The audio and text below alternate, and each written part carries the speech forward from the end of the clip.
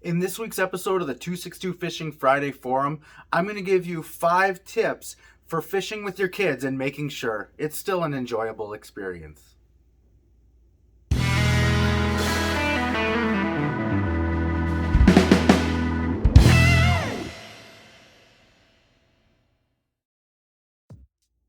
So some of you might have seen my last episode. It's part 1 of a 2-part series where I took my daughters ice fishing and we brought my friend Justin and his entire family, his 3 daughters and his wife. If you haven't already, push the red button down below to subscribe so you don't miss part 2.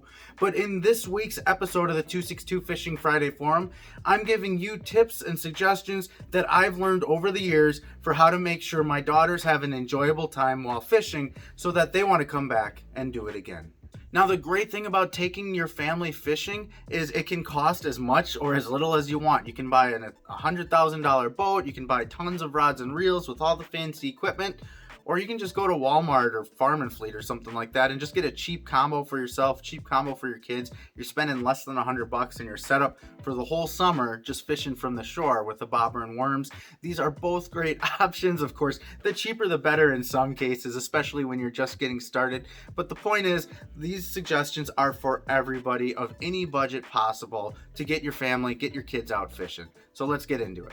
Now, I'll preface this video by saying this is not in any particular order. I'm not going to make you wait until the end to see my number 1 suggestion. These are all just all-encompassing general guidelines that I've learned because years ago when I started bringing my daughters fishing, I sort of brought them along but thought it was going to be great and just, I'll just keep fishing too and it'll be a fun time. And I learned very quickly that wasn't the case. I found that most of my time was spent actually dealing with their tangles and baiting their hooks for them, and I didn't really have much of a chance to fish for myself, and I wasn't prepared for that, and so I found myself getting angry and short-tempered that I wasn't fishing. So some of the lessons I've learned over the years I'm here to share with you, and we'll start with the first one, and that's don't plan on actually fishing for yourself. Now, I say that, and I'm going to qualify that with still plan on fishing.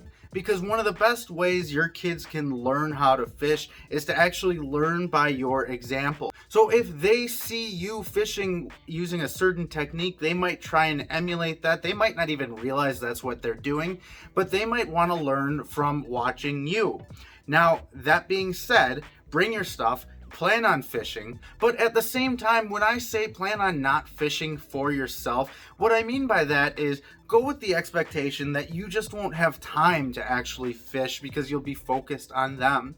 And that way, instead of thinking, I'm going to go fish, and then you don't and getting upset about it, you actually go in with the mindset of, I'm not going to fish today. And then if you actually have the opportunity and the time to fish for yourself, it's that much more enjoyable. Number 2 is to find ways to fight the boredom that your kids are ultimately going to have. Kids generally have short attention spans. Maybe some kids are better than others, but fishing is not always as fast-paced as we would like it to be. And this is true whether you're a kid or an adult, but kids get bored easily. So bring activities, let them choose what activities they want it to be, whether it's a book to read or a coloring book or something along those lines. My caveat for my daughters is I want no electronics, no iPads or tablets or anything like that. My older daughter has a cell phone. I'll let her bring it in case of emergency, but I don't want her playing on it while we're fishing, because the main point of this, yes, is to fish, but also just to get outside, enjoy nature, and enjoy our time together. And personally, I've found leaving all the electronics at home helps that time. Now, on those really hot summer days, be totally open to the idea of doing something that's completely not fishing related. I bring my daughters on the boat, hot summer days, and I know it's only going to be a matter of minutes before they're asking, when can we go swimming? And use this to your advantage. Hey, let's fish for like a half hour, let's see how it goes, and then we can go swimming for a while to cool off, and then maybe by then the fish will be hungry, and then we can try fishing again. Get that trade-off, let them be part of the decision making, and again, if it's completely not fishing related, if they want to go swimming, I'm cool with that too, because it still gets us out on the boat or out on the water or whatever to potentially fish. Number 3 is going to be to celebrate the little things. And this could be celebrating the little fish that they caught all by themselves.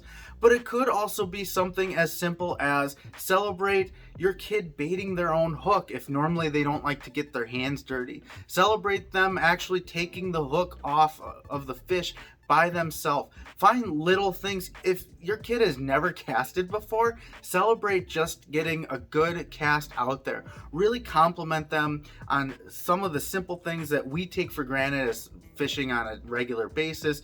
Things that they might not be comfortable with. Celebrate those little things, encourage them and compliment them so that they know even if they're not catching fish, they're doing the right thing. They're going to get positive reinforcement, and that's just going to make them want to come back more in the future. Number 4 is let them make their own choices, and this actually kind of goes along the lines of celebrate the little things, but also kind of against it as well. Let them make their own choices as far as, are they done fishing for the day and they want to color in their coloring book? Let them make their own choices for, I don't really feel like fishing, but I like playing with the worms and naming the worms as my pet. That's fine too. And also let them make their own choices for lure selection.